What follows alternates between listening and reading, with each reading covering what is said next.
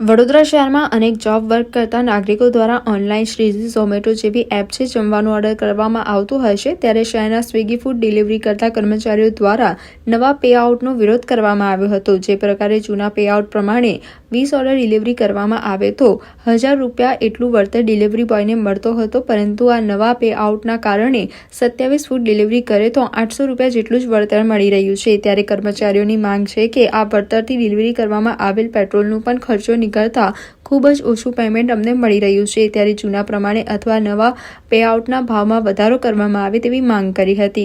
હું 2018 થી હમણાં સુધી 6 વર્ષથી કામ કરી રહ્યો છું સર। હવે હાલ સમસ્યા એ છે કે અમારા ફિલ્ડ પર કેટલા રાઇડરો 70% રાઇડરો વડોદરામાં એવા છે જે લોકોને સમસ્યા પેઆઉટથી લઈને ઘણી બધી છે, જેનું કોઈ FM દ્વારા નિવાકરણ કરવામાં આવતું નથી। અગર નિવાકરણ કરવામાં આવે બી છે તો જેમના નંબર સેવ છે એ લોકો ફોન ઉઠાવે છે।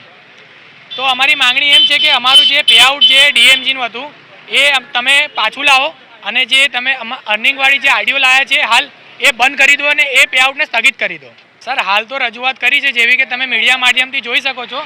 હાલ અમારા મેનેજર 2 અંદર બેઠા છે, પણ એ લોકોને બહાર આવવાની ફુરસત નથી, કેમ કે એ લોકો ખોટા છે ને એ લોકો સિસ્ટમ જે વસ્તુ લાવે છે એ બી તદ્દન ખોટી છે સર। આ જ્યાં સુધી અમારી માંગ સ્વીકારવામાં નહીં આવે ત્યાં સુધી અમે લોગિન કરવાના નથી।